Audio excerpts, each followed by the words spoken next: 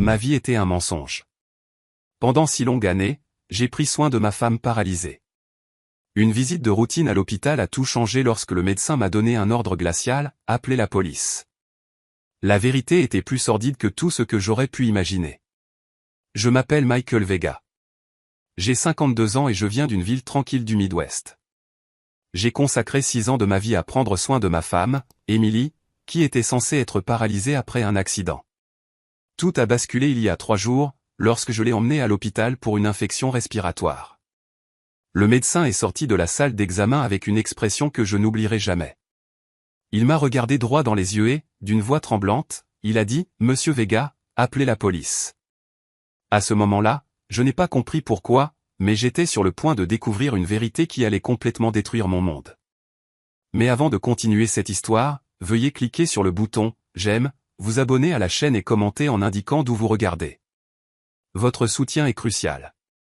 Si vous me demandiez comment était ma vie avant ce jour, je vous dirais que c'était une routine de sacrifice et de dévouement.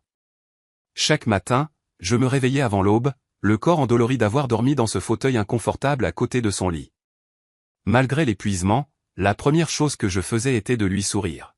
« Bonjour, mon amour », lui disais-je en préparant tout pour sa toilette matinale.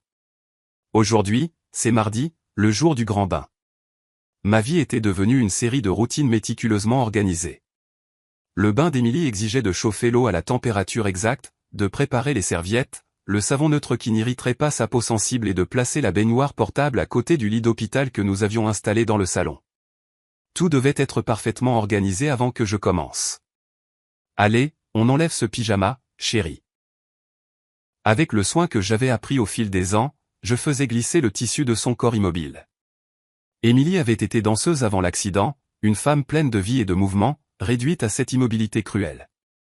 D'après ce qu'on m'avait dit, un camion avait grillé un feu rouge alors qu'elle traversait la rue. J'étais en déplacement pour le travail. Je ne me suis jamais pardonné de ne pas avoir été là. Je la tenais fermement mais doucement, exactement comme l'infirmière qui venait au début me l'avait appris. Avec le temps, j'ai appris à tout faire moi-même. Comment la déplacer sans lui faire mal, comment soutenir sa nuque, comment préserver sa dignité pendant que je la lavais. Sais-tu quel jour on est, demandai-je en passant l'éponge sur son dos. Aujourd'hui, c'est notre 27e anniversaire de mariage. Tu te souviens de notre mariage? J'aime lui parler pendant son bain. Les médecins insistaient sur le fait que même si elle ne pouvait pas répondre verbalement, elle entendait tout. Ils nous avaient appris un système simple. Un clignement d'yeux signifiait oui. 2 clignements signifiaient non. C'était notre façon de communiquer. Ce jour-là, alors que je finissais de la sécher, le téléphone a sonné. C'était Linda, la sœur d'Emily. Bonjour, Michael. Comment va ma sœur aujourd'hui? On est en plein milieu de son bain matinal. Tout est normal. Parfait. Je voulais juste te prévenir que je passerai cet après-midi. J'ai besoin de te parler de quelque chose d'important. À propos de quoi? Je préfère te le dire en personne. C'est à propos des papiers de la maison de mes parents. D'accord, on t'attendra. Après avoir raccroché, j'ai remarqué quelque chose dans les yeux d'Emily. Une attention qui m'a troublé. As-tu mal, lui ai-je demandé. Cligne une fois pour oui, 2 fois pour non. De lents clignements. Il n'y avait pas de douleur physique, mais quelque chose la dérangeait. Linda vient tout à l'heure.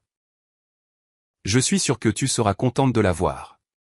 Dès que j'ai mentionné sa sœur, j'ai cru voir un éclair de peur dans ses yeux.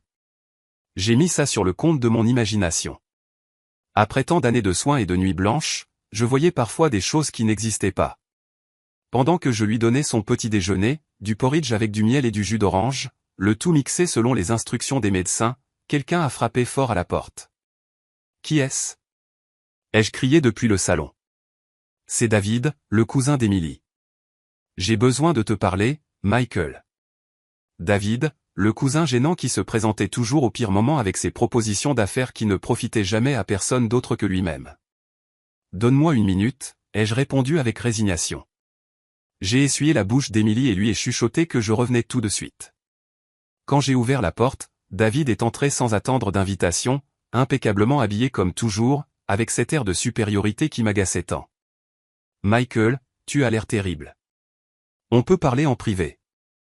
Émilie est en train de prendre son petit déjeuner. Dis ce que tu as à dire, et fais vite. Il s'est approché, baissant la voix. Je suis ici pour parler de l'héritage de l'oncle Robert. L'héritage? Qu'est-ce que ça a à voir avec moi? Tout. Robert a laissé un fonds fiduciaire considérable pour Émilie à la condition qu'il soit utilisé pour son traitement. Écoute, Michael, je te vois tous les jours t'occuper de ma cousine, gâcher ta vie. Cet argent pourrait être mieux utilisé. Il est utilisé pour ce que Robert voulait, les soins d'Émilie. Oui, mais il existe des traitements expérimentaux à l'étranger. On pourrait. Je l'ai coupé net. Il n'y a pas de gon, David. Cet argent est pour Émilie, et c'est moi qui décide de son utilisation en fonction des recommandations médicales. Tu es têtu. Pense-y. Avec une partie de ce fonds, nous pourrions investir dans une clinique spécialisée que je dirigerais. Émilie aurait les meilleurs soins, et tu pourrais enfin te reposer. Je l'ai dévisagé, retenant mon irritation. Une clinique que tu dirigerais? Comme c'est pratique. C'est une proposition commerciale légitime, a-t-il insisté. La réponse est non. Maintenant, si tu veux bien m'excuser, ma femme attend de finir son petit déjeuner. David a serré les poings, mais a gardé son sourire artificiel. Ce n'est pas fini, Michael. Je reviendrai avec des documents, avec des avocats si nécessaire. Tu es égoïste. Tu penses être le seul à te soucier d'Émilie. Au revoir, David. Quand il est enfin parti, je suis retourné auprès d'Émilie. Ses yeux étaient grands ouverts, et j'aurais juré y voir de la peur. Ne t'inquiète pas, mon amour. Personne ne prendra de décision pour nous. Le reste de la matinée s'est déroulé selon la routine habituelle, kinésithérapie, lecture, la musique classique qu'elle aimait tant. Le téléphone a de nouveau sonné. C'était ma sœur, Lucie. Michael, comment vas-tu? Fatigué, comme toujours. Et toi? Inquiète pour toi, comme toujours, a-t-elle répondu. As-tu des nouvelles de Sarah? Sarah, mon autre sœur, avait disparu il y a 2 ans sans laisser de traces. La police avait enquêté, mais n'avait rien trouvé. Elle s'était simplement volatilisée. Rien de nouveau. C'est comme si la terre l'avait avalée. Je pense toujours que nous devrions engager un détective privé. On l'a déjà fait, Lucie. Il n'a rien trouvé. Mais celui-là n'était pas cher. On pourrait en trouver un meilleur. Avec quel argent? Tout ce que j'épare dans les soins d'Émilie. C'est exactement de ça que je voulais te parler, a-t-elle dit prudemment. J'ai réfléchi. Peut-être que tu devrais envisager de placer Émilie dans un établissement spécialisé. Toi aussi? Est-ce que David t'a parlé? David? Non. Pourquoi? Je lui ai brièvement expliqué la visite du cousin d'Émilie. Lucie a soupiré à l'autre bout du fil. Non. Je ne lui ai pas parlé. Mais pense-y, mon frère. Tu n'as pas vécu depuis 6 ans. Et maintenant avec ce qui est arrivé à Sarah. Je ne vais pas abandonner Émilie. Ce n'est pas l'abandonner. C'est chercher de l'aide professionnelle, te permettre de respirer un peu. Pourquoi, Lucie? Pour chercher Sarah? On a déjà tout essayé. Pas seulement pour Sarah. Pour toi. Tu dois retrouver un peu de ta vie. La conversation m'a épuisé. C'était toujours la même chose avec ma famille. Je dois te laisser. Émilie est sur le point de se réveiller de sa sieste. Après avoir donné son déjeuner à Émilie, je l'ai installée pour son repos habituel. C'est alors que j'ai remarqué quelque chose d'étrange sur sa table de chevet. Un flacon de pilules que je ne reconnaissais pas. Je ne me souvenais pas que le médecin ait prescrit quoi que ce soit de nouveau.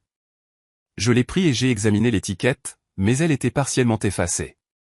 Qu'est-ce que c'est, Émilie? Ai-je demandé en lui montrant le flacon. Sa réaction m'a surpris. Ses yeux se sont grands ouverts et elle a commencé à cligner rapidement, de manière chaotique, brisant notre code habituel. Calme-toi, mon amour. Est-ce que quelqu'un t'a donné ces pilules? Un clignement. Oui. Linda? 2 clignements. Non. David? Un long clignement. Oui. Mon sang n'a fait qu'un tour. Que faisait David en donnant des médicaments à Emily à mon insu? J'ai mis le flacon dans ma poche, déterminé à l'apporter au médecin pour le faire analyser. L'après-midi a passé, et Linda est arrivée à l'heure, comme elle l'avait dit.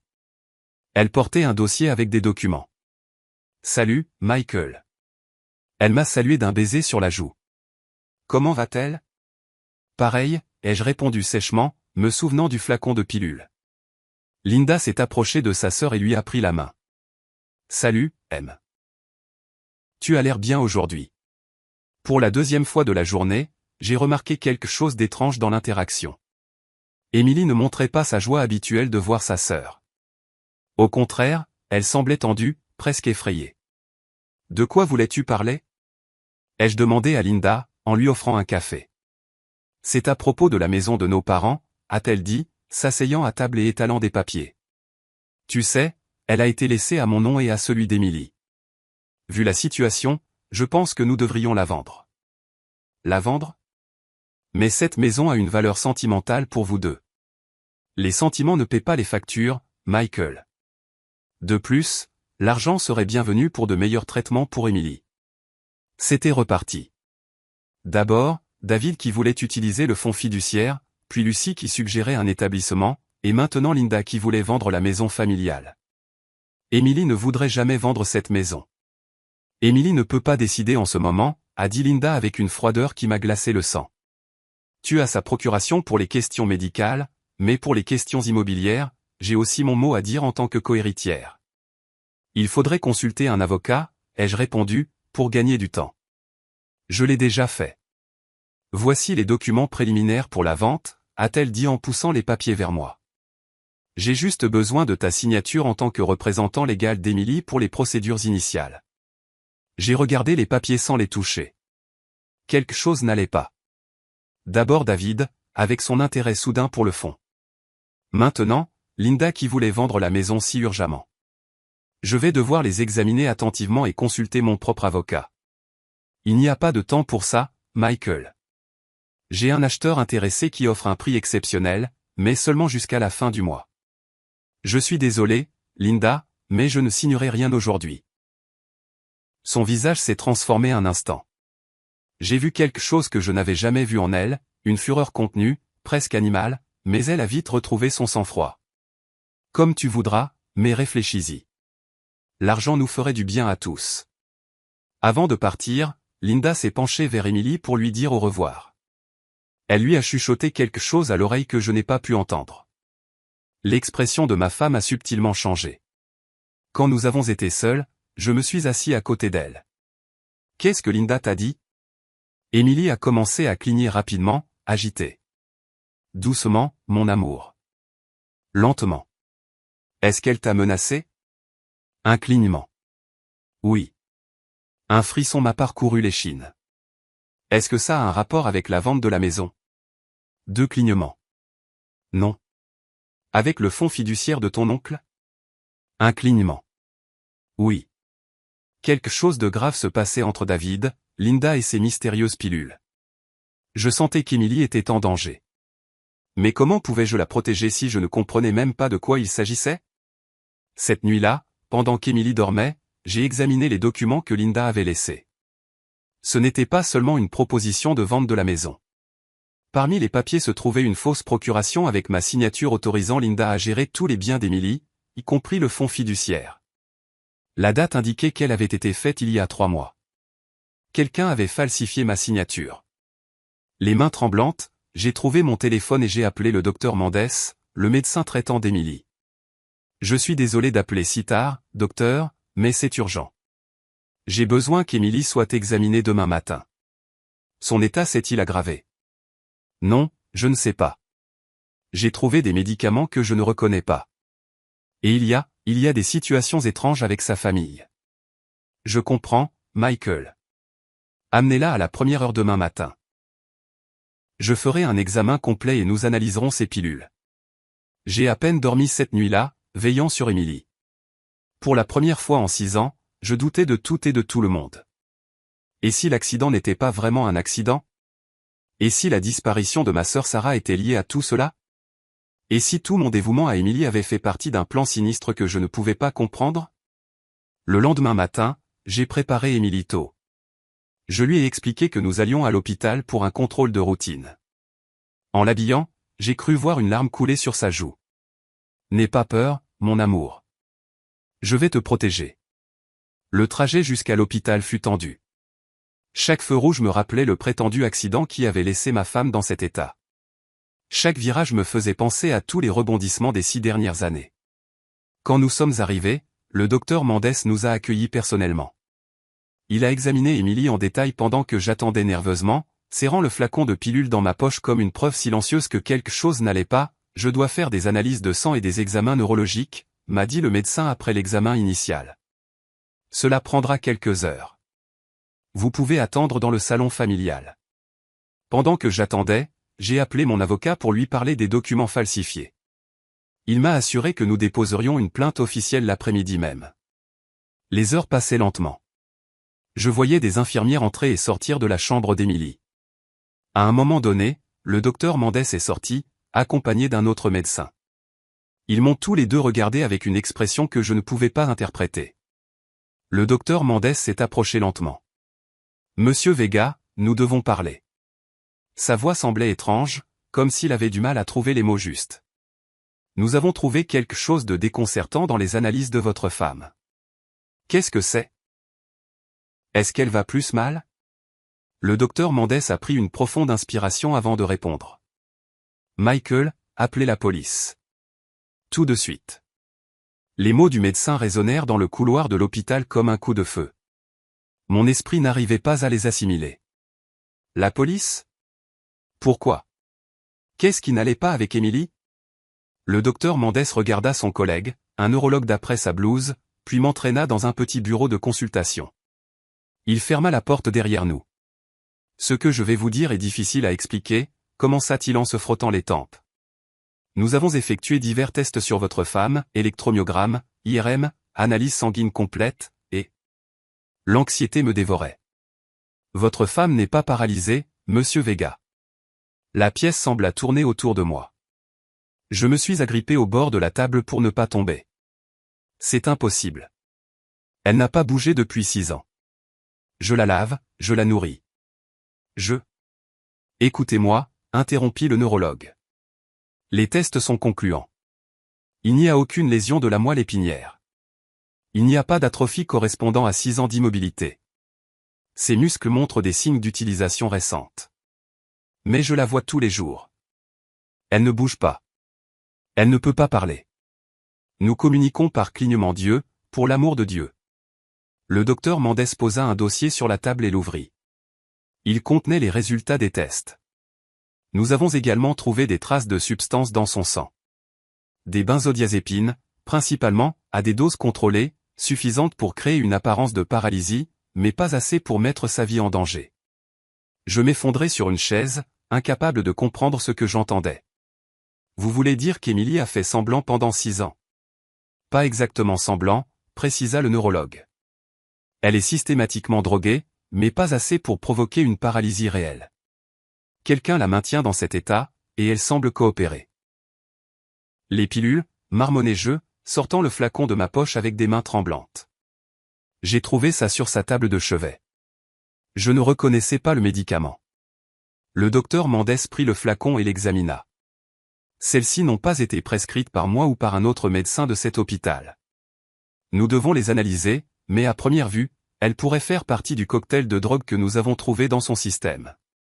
Qui lui a donné ça, demandai-je, bien qu'au fond de moi je connaisse déjà la réponse. La police devra le déterminer, répondit le docteur Mendes. Pour l'instant, nous avons arrêté tous les médicaments. Si notre diagnostic est correct, elle devrait commencer à retrouver sa mobilité naturellement d'ici quelques heures.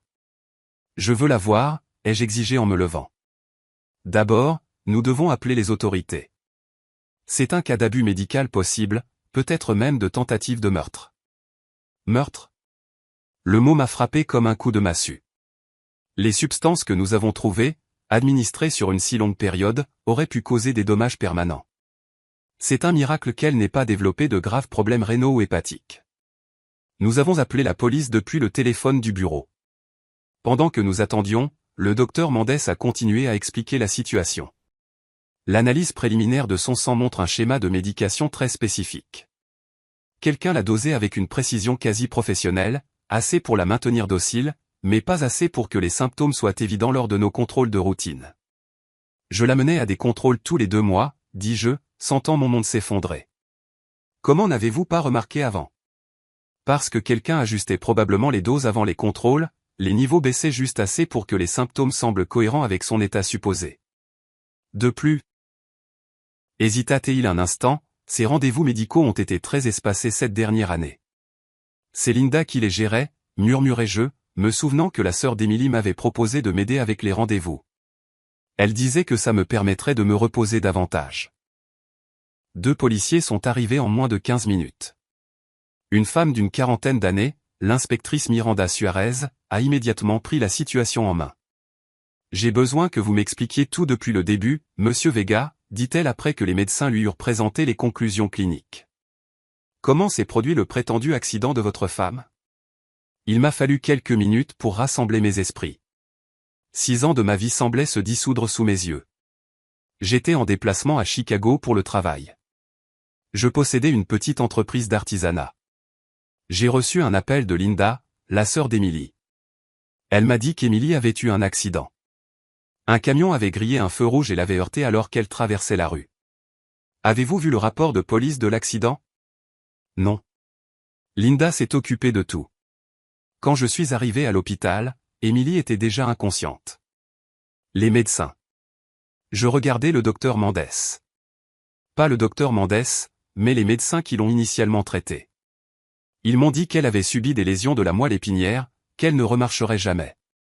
Vous souvenez-vous des médecins qui l'ont traitée? Le docteur?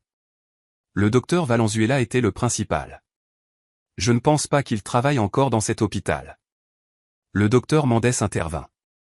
Valenzuela a démissionné il y a environ 4 ans. Il est parti à l'étranger, je crois. L'inspectrice prit une note et continua. Qui d'autre était impliqué dans les soins de votre femme? Au début, une infirmière nommée Laura venait. Elle m'a appris à m'occuper d'elle. Après quelques mois, Linda a dit que c'était une dépense inutile, que je savais déjà tout faire. Il y avait aussi David, le cousin d'Emily. Il passait de temps en temps, soi-disant pour aider, mais il finissait toujours par parler du fonds fiduciaire que l'oncle d'Emily lui avait laissé pour ses soins. L'inspectrice Suarez se pencha en avant. Parlez-moi de ce fonds fiduciaire. L'oncle d'Emily, Robert, lui a laissé un fonds considérable, environ 3 millions de dollars, exclusivement pour ses soins médicaux en cas de maladie grave. Après l'accident, en tant que son mari et tuteur légal, je n'avais accès à cet argent que pour les frais médicaux. Qui était le fiduciaire du fonds? J'étais avec un notaire, un avocat nommé Moral. Tout retrait nécessitait ma signature et la sienne. Et la maison familiale que vous avez mentionnée, celle que Linda voulait vendre? C'est une propriété dans le centre historique. Elle vaut probablement 5 millions de dollars, peut-être plus. Elle a été laissée à Emily et Linda au décès de leurs parents. L'inspectrice a continué à poser des questions pendant près d'1 heure. Chaque réponse que je donnais semblait ouvrir de nouvelles fissures dans le monde que je pensais connaître. Une dernière question pour l'instant, dit-elle finalement. Vous avez mentionné que votre sœur Sarah a disparu il y a 2 ans. Pouvez-vous me donner plus de détails? Une boule se forma dans ma gorge. Sarah venait souvent m'aider avec Emily. Un jour, elle m'a dit qu'elle avait remarqué quelque chose d'étrange dans le comportement de Linda, qu'elle voulait enquêter davantage. La semaine suivante, elle a disparu. Elle a laissé une note disant qu'elle avait besoin de temps pour elle, qu'elle partait sur la côte pour un moment, mais elle ne nous a jamais recontactés. Et vous n'avez pas trouvé ça suspect? Bien sûr que si. J'ai engagé un détective privé, mais il n'a rien trouvé. La police a dit qu'elle était une adulte qui avait décidé de partir de son plein gré, qu'il n'y avait aucun signe de crime ni de raison de suspecter un délit. L'inspectrice ferma son carnet. Monsieur Vega, nous allons rouvrir l'enquête sur la disparition de votre sœur. Et maintenant, je dois parler à votre femme. Mon cœur a raté un battement. Puis-je être présent? Je préférerais lui parler seul d'abord. D'après les médecins, elle devrait retrouver sa capacité à communiquer. Le docteur Mendes intervint. En fait, je pense qu'il serait préférable que monsieur Vega soit présent. La patiente pourrait se sentir plus en sécurité. L'inspectrice accepta à contre-cœur. Quand nous sommes entrés dans la chambre d'Émilie, j'ai été surpris de la voir les yeux ouverts, plus alerte que je ne l'avais vue depuis des années. Nos regards se sont croisés. Je n'ai pas vu l'amour que j'attendais, ni même la culpabilité. J'ai vu la peur, une peur profonde et animale. Madame Vega, je suis l'inspectrice Miranda Suarez. Pouvez-vous me comprendre? Émilie hocha légèrement la tête. Ce simple geste m'a coupé le souffle. Pendant 6 ans, elle n'avait répondu que par des clignements d'yeux. Le docteur Mendes m'informe que vous devriez pouvoir parler bientôt, une fois que les effets des médicaments se seront complètement dissipés, poursuivit l'inspectrice. En attendant, vous pouvez répondre par des gestes. Savez-vous qui vous a administré ces substances? Émilie me fixa, puis détourna le regard vers l'inspectrice. Elle hocha de nouveau la tête. Était-ce votre sœur, Linda? Un autre hochement de tête. Plus décidé cette fois. Y avait-il quelqu'un d'autre d'impliqué? Émilie hocha de nouveau la tête. David, votre cousin. Un hochement de tête. Quelqu'un d'autre? Émilie ferma les yeux un instant comme pour reprendre des forces. Quand elle les rouvrit, ses lèvres tremblèrent. Elle articula lentement un mot, silencieux, mais parfaitement lisible. Valenzuela. Le médecin qui l'avait traité initialement, celui qui avait diagnostiqué sa paralysie, celui qui avait disparu il y a 4 ans. L'inspectrice consulta sa montre. Je vais laisser une voiture de patrouille garder votre chambre, Madame Vega. Et j'aurai besoin que des agents se rendent à votre domicile, Monsieur Vega, pour sécuriser les lieux et chercher des preuves. Bien sûr, répondis-je, encore sous le choc. Pour l'instant, ne contactez personne de la famille de votre femme. Nous les informerons qu'elle est hospitalisée pour des complications respiratoires, mais nous ne mentionnerons pas nos découvertes. Nous avons besoin qu'ils croient que tout est encore comme avant pendant que nous enquêtons. Quand l'inspectrice est partie, je me suis retrouvé seul avec Émilie. Le silence entre nous était lourd comme du plomb. Je me suis approché de son lit, incertain de quoi dire, de comment agir dans cette nouvelle réalité. Émilie, pourquoi? C'est la seule chose que j'ai réussi à dire. Elle m'a regardé avec des yeux pleins de larmes. Elle a bougé les lèvres, essayant de parler. Finalement, d'une voix rauque après des années de silence, elle a chuchoté. Sarah. Le nom de ma sœur disparue sur ses lèvres m'a glacé le sang. Que sais-tu à propos de Sarah? Ai-je demandé en me penchant vers elle. Ils l'ont tuée. J'ai senti le sol se dérober sous mes pieds. Une infirmière est entrée à ce moment-là, nous interrompant. Elle était là pour vérifier les signes vitaux d'Émilie. Je vais vous demander de sortir un instant, monsieur, a-t-elle demandé. Nous allons la nettoyer et faire quelques tests supplémentaires. Je suis sorti en titubant dans le couloir, chancelant comme un homme ivre. Je me suis appuyé contre le mur en essayant de respirer. Sarah morte. Émilie faisant semblant. 6 ans de ma vie consacrés à un mensonge. Et je ne comprenais toujours pas pourquoi. Le docteur Mendes est venu avec un verre d'eau. Vous devriez rentrer chez vous et vous reposer, Michael. Ça fait trop d'émotions pour une seule journée. Je ne peux pas la laisser, ai-je répondu. Et s'ils essayaient de lui faire du mal? Il y a des policiers de garde et nous surveillerons de près. Allez chercher quelques affaires et revenez. Nous vous installerons un fauteuil plus confortable pour que vous puissiez passer la nuit. J'ai finalement accepté. J'avais besoin d'air frais et de temps pour réfléchir. De plus, je devais accompagner la police qui allait fouiller ma maison. Le trajet de retour fut surréaliste. Les mêmes rues que j'avais empruntées ce matin avec une Émilie paralysée semblaient maintenant appartenir à une réalité différente. Quand je suis arrivé, 4 agents attendaient déjà à la porte.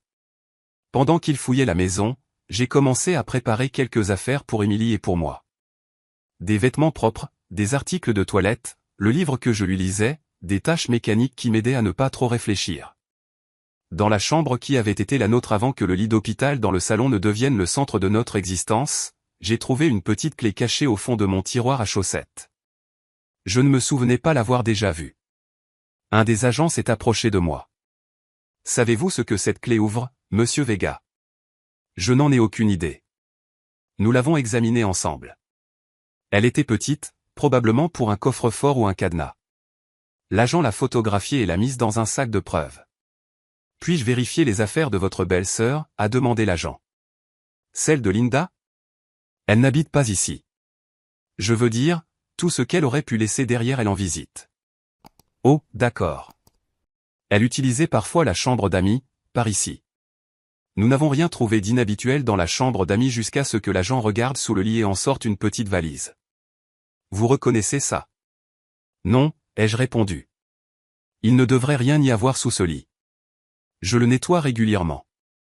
Nous avons ouvert la valise. Elle contenait des documents, un vieux téléphone portable et quelque chose qui m'a glacé le sang. Le bracelet préféré de Sarah, un cadeau que je lui avais fait pour son anniversaire des années auparavant. L'agent a immédiatement appelé l'inspectrice Suarez pour l'informer de la découverte. Pendant ce temps, nous avons allumé le téléphone. La batterie était presque morte, mais il fonctionnait. Dans la galerie de photos, nous avons trouvé des images qui m'ont glacé jusqu'aux os. Sarah, clairement battue, attachée à une chaise. Et à côté d'elle, souriant à l'appareil photo, se trouvaient Linda et David. Oh mon Dieu, ai-je marmonné, sentant que j'allais être malade. L'agent a doucement pris le téléphone de mes mains. C'est une preuve cruciale, monsieur Vega. J'ai besoin que vous restiez calme. Mais le calme était impossible. Les images étaient gravées dans mon esprit. Ma sœur, elle est vraiment morte, n'est-ce pas? L'agent n'a pas répondu, mais ses yeux disaient tout.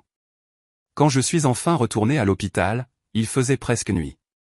L'inspectrice Suarez m'attendait. Nous avons émis des mandats d'arrêt contre Linda Hernandez et David Roras, m'a-t-elle informé. Et nous recherchons le docteur Valenzuela via Interpol. Avez-vous trouvé quelque chose sur ma sœur? Pas encore, mais les photos sont accablantes. Nous élargissons le périmètre de recherche. Puis-je voir Émilie maintenant? Oui, mais il y a quelque chose que vous devez savoir. Elle a commencé à parler plus clairement. Ce qu'elle dit est, troublant. Qu'est-ce qu'elle dit? Il vaut mieux que vous l'entendiez de sa bouche, mais préparez-vous, monsieur Vega, cela va beaucoup plus loin que ce que nous avions imaginé. Je suis entré dans la chambre le cœur battant à tout rompre. Émilie était assise dans son lit, tenant maladroitement un verre d'eau.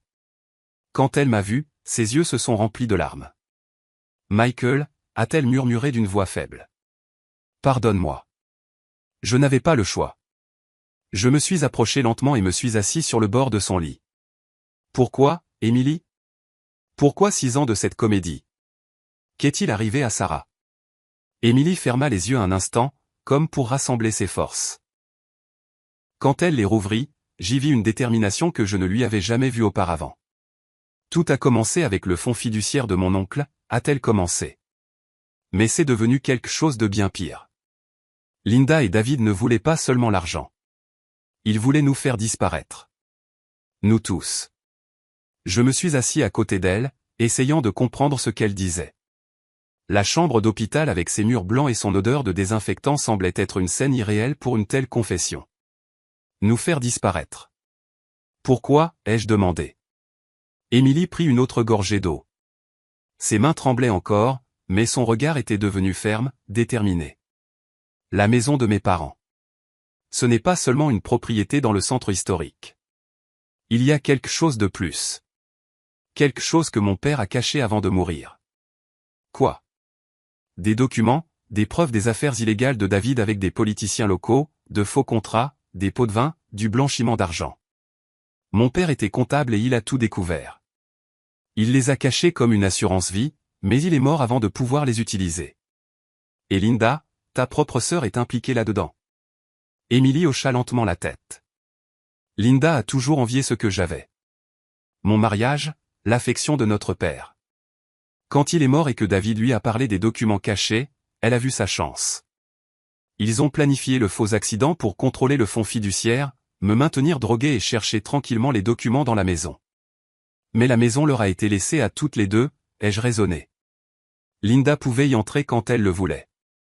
Ce n'est pas si simple. Mon père était méticuleux.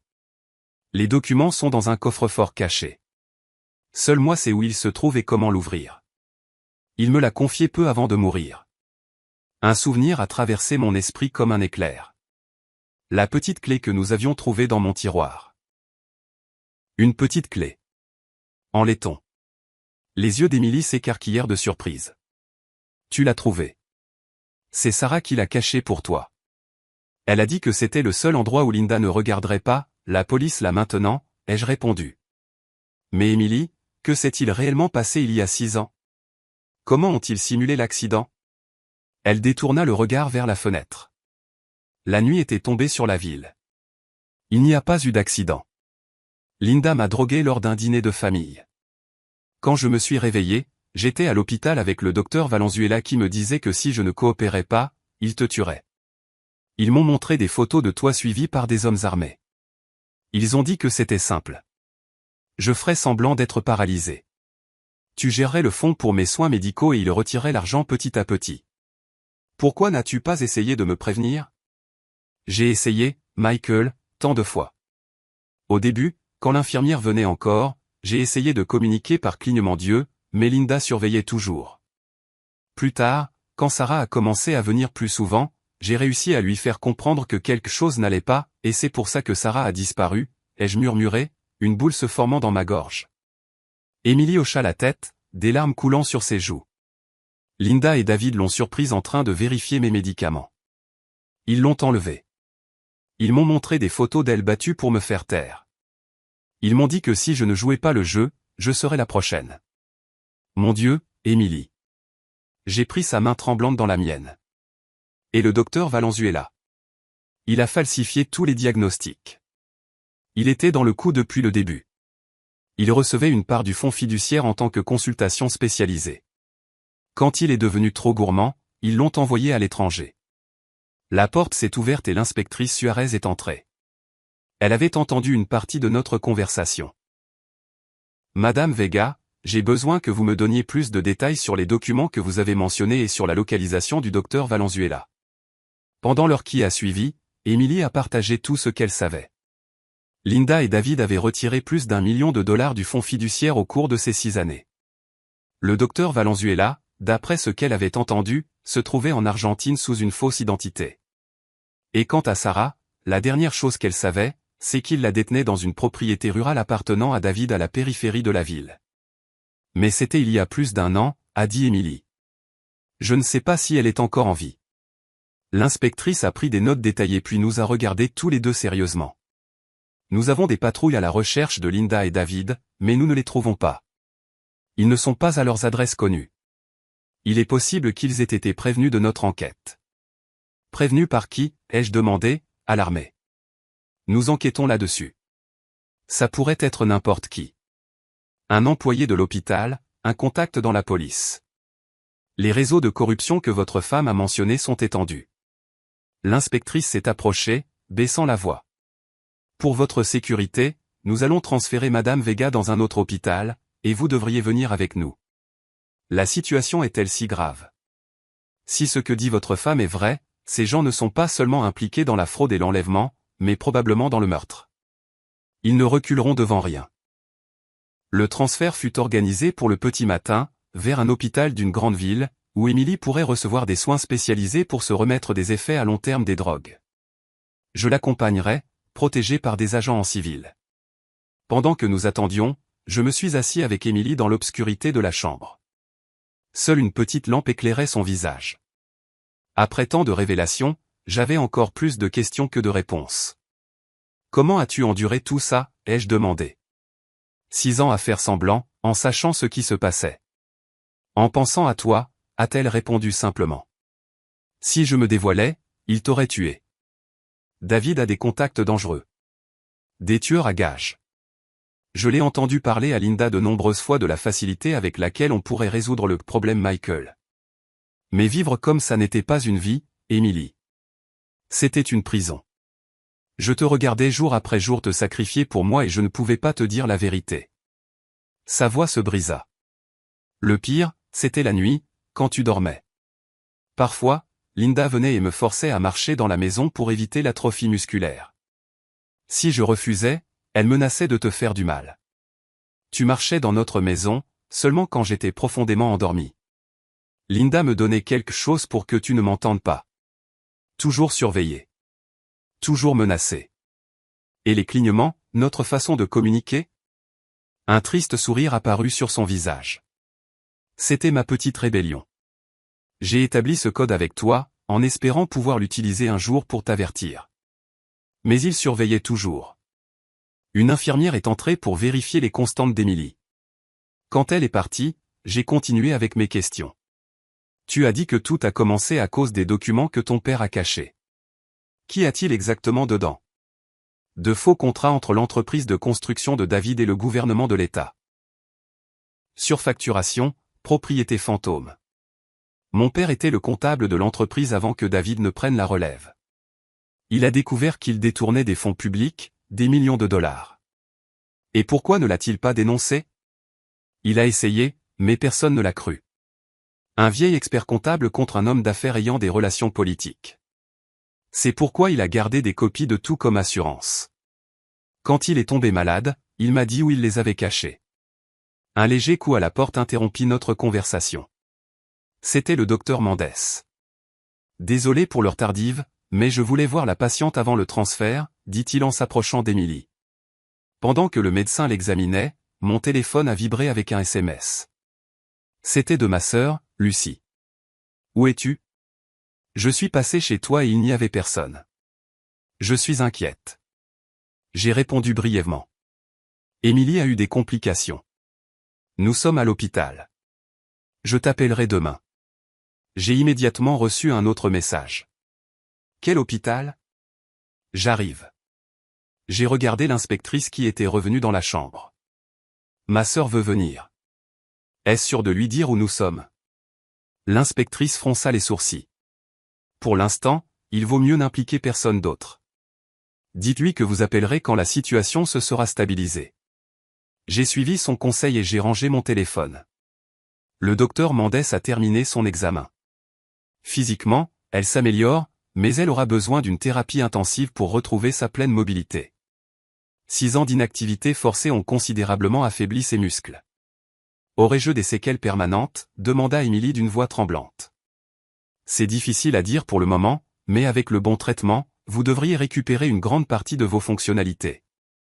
Quand le médecin est parti, Émilie s'est tournée vers moi avec une expression que je n'avais jamais vue auparavant. Une pure détermination. J'ai besoin que tu m'aides à retrouver Sarah, dit-elle, si elle est encore en vie. La police s'en occupe, ai-je répondu. Ils ont envoyé des unités à la propriété de David. Elle n'est plus là-bas. Ils l'ont déplacée il y a des mois. J'ai entendu Linda parler au téléphone. Sais-tu où? Pas exactement, mais elle a mentionné la maison du lac. David a un chalet au bord du lac. Il ne m'y a jamais emmené, mais il l'a mentionné parfois. J'ai transmis cette information à l'inspectrice, qui a immédiatement passé quelques appels. Quand elle est revenue, son expression était grave. Nous avons localisé le chalet, mais nous avons besoin d'un mandat pour y entrer. Nous y travaillons. À 3 heures du matin, tout était prêt pour le transfert. 2 brancardiers ont aidé Émilie à monter dans un fauteuil roulant. Elle ne pouvait toujours pas marcher seule. Ses muscles, bien que non atrophiés comme on pourrait s'y attendre après 6 ans de paralysie réelle, étaient extrêmement faibles. L'inspectrice Suarez a personnellement dirigé l'opération. Un véhicule banalisé nous attendait à l'entrée de service de l'hôpital. 2 agents en civil nous escorteraient. Le trajet jusqu'à la ville prendra environ 4 heures, nous a-t-elle informé. Il y a une clinique privée qui vous attend avec du personnel de confiance. Alors que nous traversions les couloirs silencieux de l'hôpital, j'ai ressenti un malaise croissant. Tout semblait trop facile. Si Linda et David étaient si dangereux, s'ils avaient tant de relations, n'auraient-ils pas déjà tenté quelque chose? Mon malaise s'est transformé en panique lorsque nous avons atteint le parking et que j'ai vu qui se tenait près du véhicule. Ma sœur Lucie. Michael, s'est-elle exclamée en courant vers nous. Dieu merci, je t'ai trouvé. L'inspectrice s'est rapidement interposée entre nous. Madame, c'est une opération de police. Vous ne pouvez pas être ici. La police? Qu'est-ce qui se passe? Lucie semblait sincèrement confuse.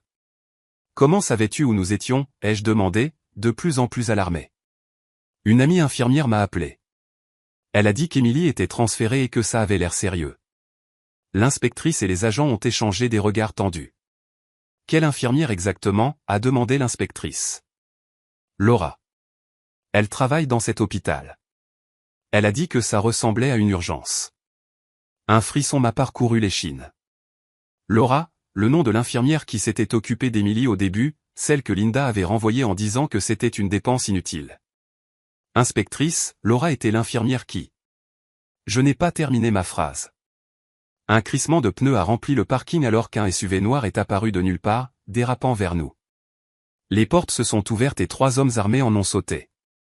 Au sol, a crié l'un des agents en sortant son arme. Tout s'est passé en quelques secondes. Des coups de feu, des cris.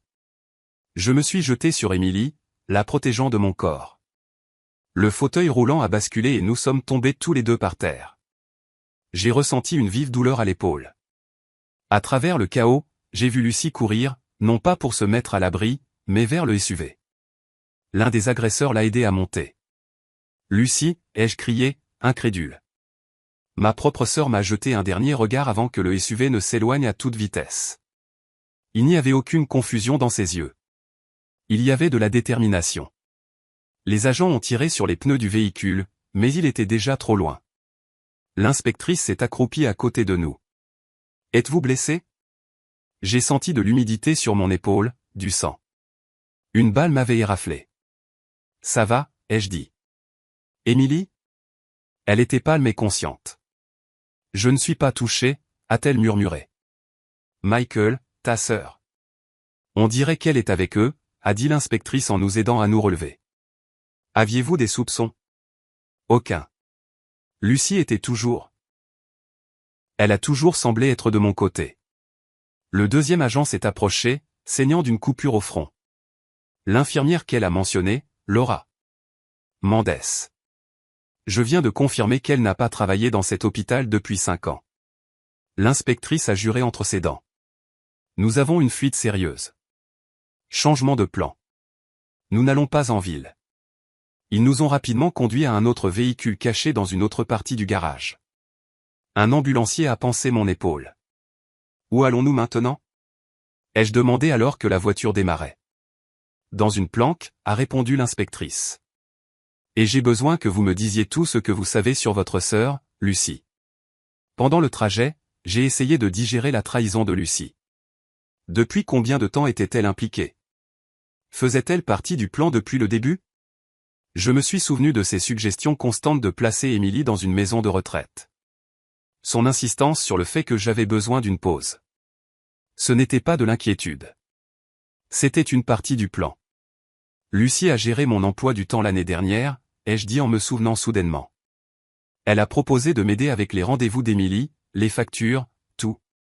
Elle avait accès à toutes nos informations. L'inspectrice hocha la tête d'un air sombre. Le cercle se referme. Une opération familiale complète. Mais pourquoi ? La question m'a échappé, presque comme une complainte. Emily, qui était restée silencieuse, a parlé d'une voix faible. Les documents que mon père a cachés. Ils n'impliquent pas seulement David. Il y a plus de gens impliqués. Des politiciens importants, des hommes d'affaires, des millions de dollars de contrats frauduleux. Elle a fait une pause et m'a regardé directement. Le nom de Lucie est dans ces documents, Michael. Elle était le lien entre David et les fonctionnaires. La révélation m'a frappé comme un coup de massue.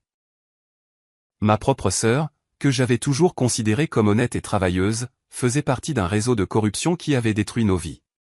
Tu savais ça depuis le début, ai-je demandé à Emily. Je l'ai découvert plus tard, grâce à des conversations que j'ai surprises entre Linda et David. Au début, je pensais que le but était juste le fonds fiduciaire. Puis j'ai compris que c'était beaucoup plus grand. Le véhicule s'est arrêté devant un bâtiment anonyme à la périphérie de la ville. Cela ressemblait à un entrepôt abandonné, mais à l'intérieur se trouvaient des bureaux de fortune et des agents au travail. Centre d'opération tactique, a expliqué l'inspectrice. Vous serez en sécurité ici pendant que nous organisons le raid sur le chalet du lac. Un médecin a soigné ma blessure pendant qu'Emily était installée sur un lit de camp. Son visage montrait de l'épuisement, mais aussi du soulagement. Pour la première fois en 6 ans, elle pouvait parler librement. Je suis tellement désolé, Michael, a-t-elle dit quand nous étions seuls. Tout ce que tu as traversé à cause de moi. Ce n'était pas de ta faute, ai-je répondu en lui prenant la main. Tu as fait ce que tu devais faire pour survivre, pour me protéger. Mais Sarah, ma sœur, et maintenant découvrir que Lucie est impliquée. Nous retrouverons Sarah, ai-je promis, bien que je ne sois pas sûr de pouvoir tenir cette promesse. Et nous arrêterons tous les responsables. Émilie serra ma main avec une force surprenante pour quelqu'un qui avait été paralysé si longtemps. Il y a autre chose que tu dois savoir, dit-elle, sa voix à peine un murmure. Quelque chose que j'ai entendu la semaine dernière quand Linda était au téléphone. Il pensait que j'étais sous sédatif, mais je n'avais pas pris toutes les pilules. Qu'est-ce que c'est? C'est à propos de Sarah et de la raison pour laquelle Lucie a été si impliquée dans tout ça. Je la regardais avec attente, sentant que toute nouvelle révélation ne pouvait qu'aggraver l'enfer qu'étaient devenus nos vies. Sarah n'est pas morte, Michael. Elle est vivante, et elle a un fils. Le tien. Les mots d'Émilie tombèrent comme un éclair dans la petite pièce du centre d'opération. Mon esprit refusait de traiter ce que je venais d'entendre. C'est impossible, balbutiai-je. Sarah est ma sœur. Comment pourrait-elle avoir mon fils? Émilie serra ma main plus fort. Pas ta sœur biologique, Michael. Sarah a été adoptée par tes parents quand elle était bébé. Tu l'as toujours su, n'est-ce pas? J'ai eu le souffle court. Oui, j'avais toujours su que Sarah était adoptée. C'était quelque chose que nous n'avions jamais caché dans la famille, mais je n'avais jamais imaginé. Mais nous avons grandi ensemble comme frères et sœurs. Il n'y a jamais rien eu entre nous. Pas avant que je sois paralysée, dit doucement Émilie. Sarah venait t'aider. Vous passiez des heures ensemble pendant que je faisais semblant de dormir. Je vous ai vu vous rapprocher. La façon dont elle te regardait. Mon esprit est retourné à ses premières années après l'accident. L'épuisement constant, le désespoir. Sarah avait été mon plus grand soutien, toujours là, toujours compréhensive. Ça ne veut pas dire que nous avions une relation, ai-je protesté faiblement. La nuit avant sa disparition, je vous ai entendu. J'étais dans le salon, soi-disant endormi. Vous étiez dans la cuisine. Sarah t'a avoué ses sentiments. Elle a dit qu'elle t'avait toujours aimé au-delà de votre relation adoptive. Je me suis souvenu de cette conversation. J'avais été si confus, si vulnérable. Sarah m'avait serré dans ses bras, me réconfortant pour ma vie gâchée à m'occuper d'Émilie. Et puis ce baiser unique qui a tout changé. Ce n'était qu'une fois, ai-je murmuré. J'étais brisé, confus. Je n'ai jamais pensé qu'il pourrait y avoir un enfant. Le lendemain, Sarah a disparu. A poursuivi Émilie. Linda et David l'ont enlevée, mais pas parce qu'elle a découvert mes médicaments comme je te l'ai dit avant. C'est parce qu'elle leur a avoué qu'elle était enceinte. De ton enfant. Pourquoi ne me l'as-tu pas dit plus tôt, ai-je demandé, ressentant un mélange de confusion et de rage. Parce que je l'ai découvert il y a seulement une semaine. Linda était au téléphone. Elle a dit que le gamin avait presque 2 ans et que Lucie voulait se débarrasser de la mère pour le garder. L'inspectrice Suarez est entrée à ce moment-là, nous interrompant. Son visage montrait un mélange d'urgence et de triomphe. Nous avons le mandat pour le chalet du lac, et ils viennent de confirmer qu'il y a une activité récente là-bas. Des lumières allumées. Plusieurs véhicules.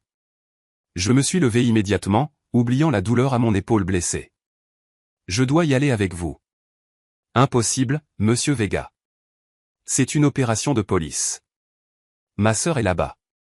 Et peut-être? J'ai regardé Émilie, qui a légèrement hoché la tête. Peut-être mon fils aussi. L'inspectrice fronça les sourcils. Votre fils? De quoi parlez-vous? J'ai rapidement expliqué la situation. L'inspectrice a écouté avec un visage impassible, mais je pouvais voir la surprise dans ses yeux. Ça complique les choses, a-t-elle finalement dit. Mais ma réponse est toujours non. C'est trop dangereux. S'il y a un enfant impliqué, ma présence pourrait t'aider, ai-je insisté. Sarah me ferait confiance. Le garçon aura besoin d'un visage familier. Après une discussion animée, l'inspectrice a partiellement cédé. Vous pouvez nous accompagner, mais vous resterez sur le périmètre extérieur avec les ambulanciers. Ce n'est que si nous sécurisons la scène et déterminons quelle est sûre que nous vous autoriserons à entrer. Émilie a essayé de s'asseoir. Je vais? Absolument pas, ai-je dit. Tu peux à peine bouger. Tu as besoin de te reposer et de récupérer. Je me repose depuis 6 ans, Michael, a-t-elle dit avec une ironie amère. De plus, je connais Linda mieux que quiconque. Je sais comment elle pense, comment elle réagit sous la pression. Nous avons finalement convenu qu'Emily viendrait avec nous, mais qu'elle resterait dans le véhicule sous protection policière. L'opération a été lancée immédiatement. 4 véhicules de police banalisés, des agents tactiques, des tireurs d'élite. Le chalet du lac était à 1 heure de route. Pendant le trajet, Emily m'a donné plus de détails. Elle avait entendu dire que Linda avait toujours voulu un enfant, mais ne pouvait pas en avoir. Quand elle a découvert que Sarah était enceinte, elle a vu sa chance. Le plan était de la retenir captive jusqu'à ce qu'elle accouche, puis de l'éliminer et de garder l'enfant. Et Lucie, comment s'intègre-t-elle là-dedans? Lucie est le lien avec les politiciens corrompus. D'après ce que j'ai compris, elle et David sont amants depuis des années. C'est elle qui a eu l'idée d'utiliser ma fausse paralysie pour contrôler le fonds et t'occuper pendant qu'il cherchait les documents. Où sont ces documents exactement? Dans un coffre-fort caché dans la cheminée de la maison de mes parents. La clé que tu as trouvée fait partie de la combinaison. Il faut cette clé et une séquence numérique que seul moi connais. L'inspectrice assise sur le siège avant écoutait attentivement. Ces documents seront cruciaux pour l'affaire, a-t-elle dit. Mais pour l'instant, notre priorité est de secourir les otages. Alors que nous approchions du lac, la nuit commençait à céder la place aux premières lueurs de l'aube. Le chalet de David se trouvait dans une zone isolée, entourée d'arbres avec un accès direct à l'eau. Les véhicules se sont arrêtés à environ 500 mètres de la propriété. Les agents tactiques ont commencé à se déployer silencieusement dans les bois entourant le chalet. De notre position, nous pouvions voir des lumières allumées à l'intérieur et 3 véhicules garés à l'extérieur. Le SUV noir de la fusillade, une berline grise et un camion rouge que j'ai reconnu immédiatement. C'est le camion de David, ai-je chuchoté. L'inspectrice a hoché la tête et a donné les dernières instructions par radio. Le plan était simple. Des tireurs d'élite couvriraient toutes les sorties pendant que l'équipe tactique entrerait par 3 points différents simultanément. Rappelez-vous, nous avons la présence confirmée d'au moins un mineur, a dit l'inspectrice. Prudence extrême. J'ai regardé le cœur serré les agents se diriger vers le chalet. Le silence était absolu, rompu seulement par le chant occasionnel d'un oiseau matinal. Emily me tenait fermement la main. Soudain, un cri est venu de l'intérieur du chalet, suivi du bruit de verre brisé. Allez, allez, allez, a ordonné l'inspectrice dans sa radio. Tout s'est passé en quelques secondes. Les agents ont pris d'assaut le chalet. Il y a eu des cris, des ordres, puis des coups de feu. 2, 3 détonations sèches. Oh mon Dieu, s'est exclamée Emily en me serrant le bras. Les minutes suivantes furent une agonie. Finalement, la voix d'un agent est venue par radio. Périmètre sécurisé. 2 suspects neutralisés, un suspect blessé, 2 otages indemnes. Je répète, 2 otages indemnes.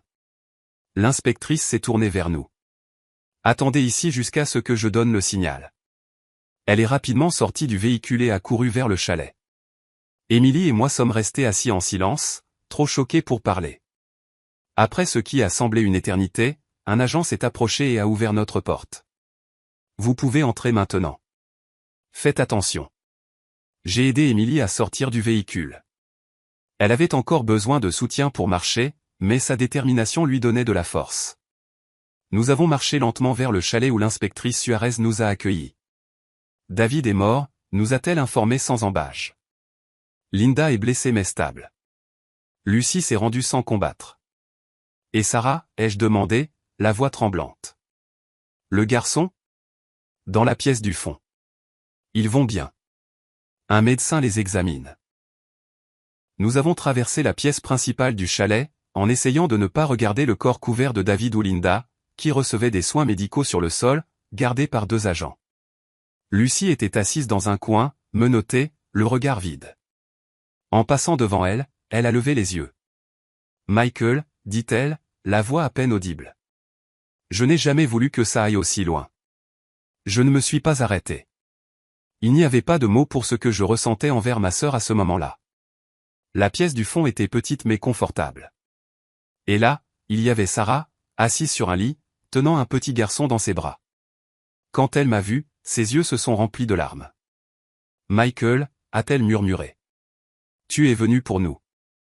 Le garçon, d'environ 2 ans, m'a regardé avec curiosité. Il avait mes yeux. Il n'y avait aucun doute. Et le sourire de Sarah. Sarah, c'est tout ce que j'ai pu dire avant que l'émotion ne me submerge. Je me suis approché lentement, de peur d'effrayer l'enfant. Sarah m'a tendu la main. Daniel, c'est ton papa, a-t-elle dit au garçon d'une voix douce, celui dont je t'ai tant parlé. Le garçon m'a étudié avec l'intensité que seuls les petits-enfants possèdent.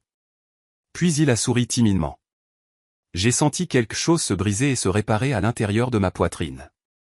Émilie était restée à la porte, observant la scène avec un mélange d'émotions sur son visage. Émilie, dit Sarah, surprise. Tu es debout.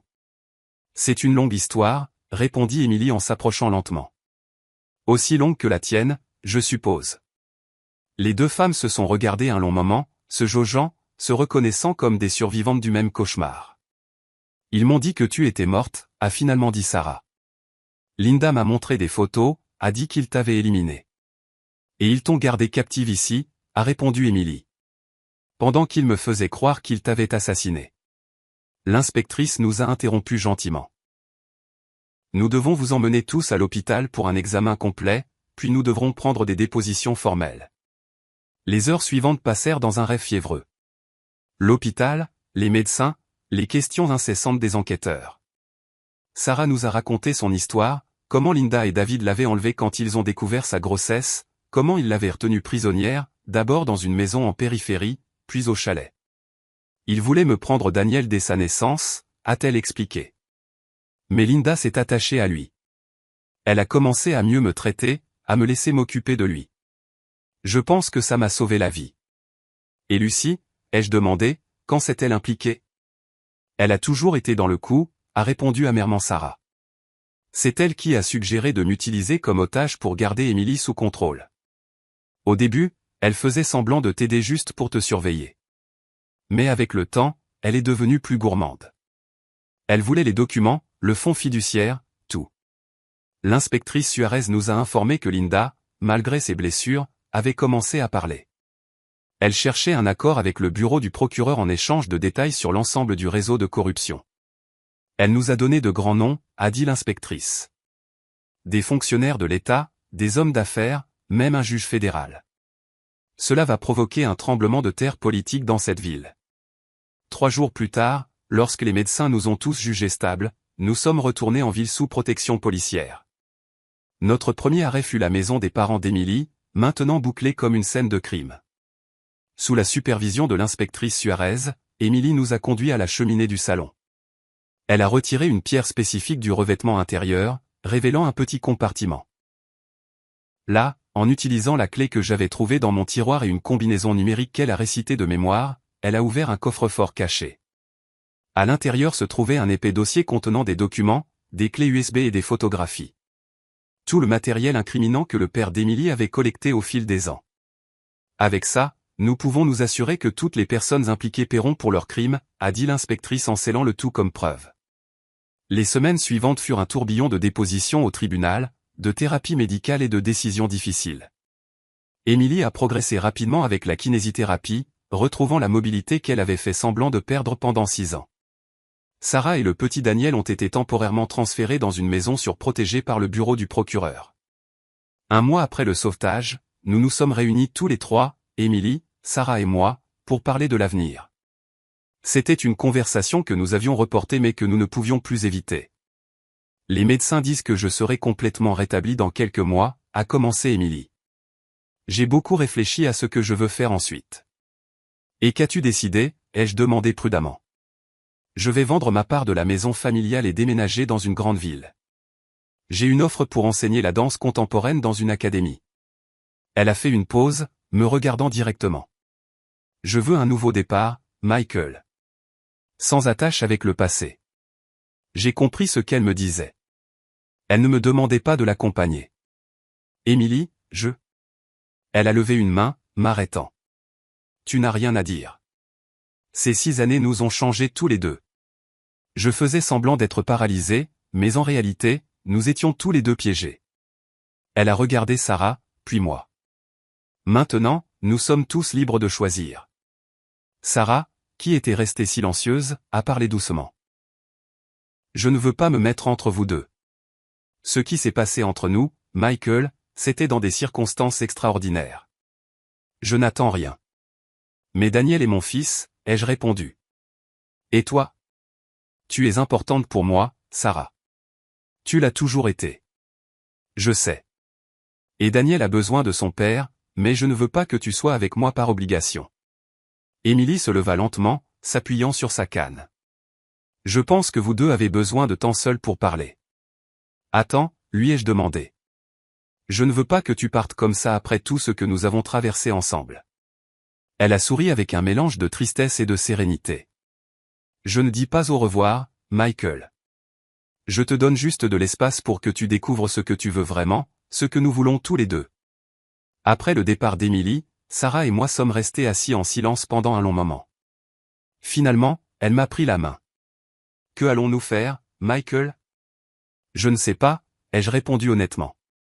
Mais je veux faire partie de la vie de Daniel, et je veux voir où cela nous mène, Sarah. Sans culpabilité, sans pression. 6 mois plus tard, la vie avait trouvé un nouvel équilibre. Émilie a tenu parole et a déménagé dans la ville où sa carrière de professeur de danse était florissante. Nous sommes restés en contact, une amitié prudente qui guérissait lentement les blessures du passé. Sarah, Daniel et moi avons emménagé dans une petite maison à la périphérie de la ville. Nous avons commencé à nous redécouvrir lentement, à construire une famille non conventionnelle mais aimante. Les fantômes de notre histoire commune nous rendaient encore visite parfois, mais ils s'estompaient chaque jour un peu plus. Linda a été condamnée à 30 ans de prison pour enlèvement, fraude et complot. Lucie a reçu une peine moins lourde, 15 ans, grâce à sa coopération avec les autorités. Le réseau de corruption qu'elles avaient tissé avec David a été complètement démantelé, traduisant en justice des fonctionnaires et des hommes d'affaires qui se croyaient intouchables. Quant à moi, j'ai repris mon ancienne entreprise d'artisanat, maintenant avec une petite boutique au centre-ville. Et chaque soir, quand je mettais Daniel au lit et que je lui racontais une histoire, je sentais que malgré toute la douleur et les mensonges, la vie m'avait donné une seconde chance. La dernière fois que j'ai vu Émilie, c'était à l'inauguration de son académie de danse. Elle était radieuse, transformée. Nous nous sommes serrés dans les bras pendant un long moment sans un mot. Nous savions tous les deux que malgré tout, nos chemins séparés nous avaient menés là où nous étions censés être. « Es-tu heureux » m'a-t-elle demandé avant que nous nous disions au revoir. « Je le suis » ai-je répondu honnêtement. « Et toi ?» « J'apprends à l'être » a-t-elle dit en souriant. « Un jour à la fois. » Et voilà mon histoire. J'ai pris soin de ma femme paralysée pendant 6 ans jusqu'à ce qu'un médecin me dise d'appeler la police.